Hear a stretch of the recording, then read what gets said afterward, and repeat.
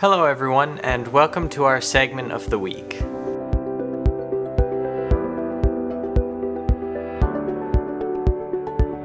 This week we're going to be taking a look at one of the many amazing parts of God's creation in the human body, and that's the eye.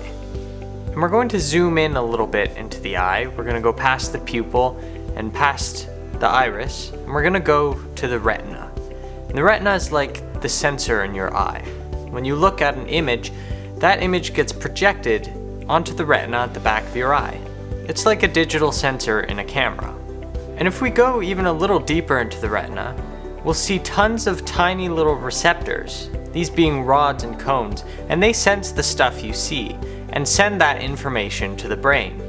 For example, if you were to look at an apple, the rods and cones would sense the light you see and tell your brain, well, this is an apple. But for a long time, the positioning of these rods and cones was a mystery to scientists. You see, the neurons that send the message to the brain, kind of like a cable, came out in front of these light sensors. So in order for light to reach the sensors, it first has to go through a jumble of cells and neurons till it reaches the rods and cones.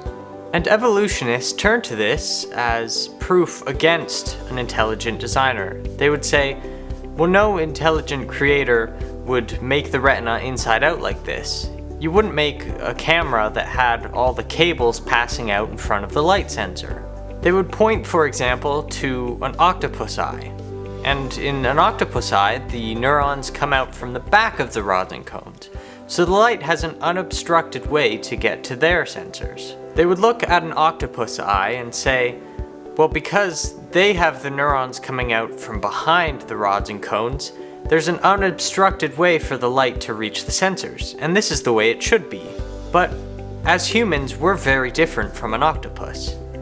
And now that we've researched it a little more, we know that this arrangement is actually very necessary for your eyes. This is because your rods and cones are made up of a bunch of little tiny discs, and every day, 10% of those discs get shed off the top of the rods and cones and regenerated into the bottom. And behind the rods and cones, where evolutionists said that the neurons should be, is a layer that's called the RPE.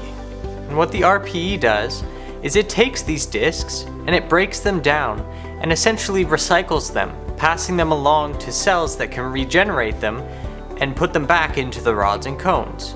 So without the RPE layer, the discs that got shed from the rods and cones would just kind of sit there and build up over time and get in the way. And you may say, okay, well that's great, but why isn't the RPE just in front of the rods and cones and then the neurons at the back still?